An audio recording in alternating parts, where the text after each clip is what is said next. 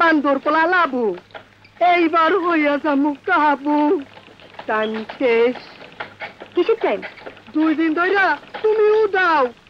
ওইদিকে গিয়াসউদ্দিন মহাজন তোমারে খুঁজা খুঁজা খেপা কুত্তার মতো হয়ে গেছে। কেন? গিয়াসউদ্দিন মহাজনকে তো বলে দিয়েছি তার ওইসব চুলাই মদ সাপ্লাই কারবার আমি করতে পারবো না। তা আমি জানি না।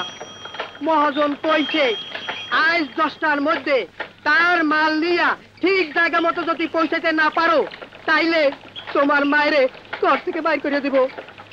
কি?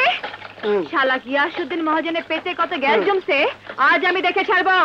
হ্যাঁ হাই ধর। ওই নে মগে মালিক পেয়েছে নাকি? হ্যাঁ চল তো দেখি চল। হ্যাঁ মধ্যে কে রে?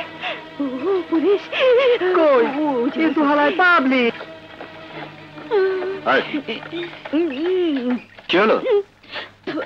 ইয়ে মানে গ্যান্ডারি গ্যান্ডারি মানে কুসুর মানে আখ আখ কিনে তো টাকা দিতে এলাম। ব্যাগে কিচ্ছু নেই, আমার শাড়ি ব্লাউজ পেটিকোট আর কি। তাই নাকি? দেখি। দেখবেন? দেখেন মালগুলো নিয়ে যান, তবু আমাকে নেবেন না। আমার মাকে মহাজন ঘর থেকে বের করে দিয়েছে।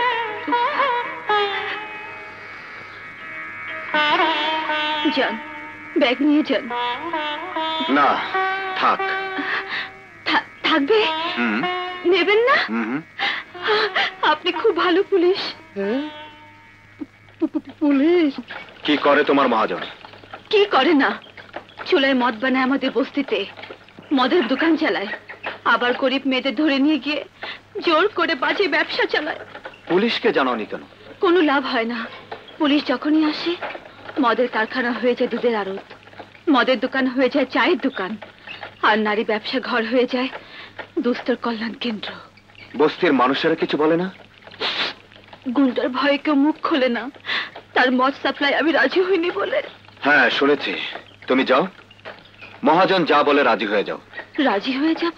হ্যাঁ, আমার উপর ভরসা রাখো। যাও। চল। হ্যাঁ আমি যাব, কারণ ওইসব গুন্ডা পান্ডাদের মধ্যেই হয়তো সেই কুত্তাদের আমি খুঁজে পাবো। না না না না না না না মেহানি মেলা মাজ এক নাম্বারি নেরি নেরি না নেরি নেরি না রে রে তুই গিয়াসউদ্দিন মহাজনের আস্তানায় হামলা করস? পরিচয় পরে হবে, আগে তোর মদ বানাবার লাইসেন্স দেখা। আরে হালা আমার আইজিডিআইজি সাহেব রে, আবে ওই নয়া চকলেট ট্রেন লাইসেন্স একটু দেখাই দে তো। আমি ওই জালাল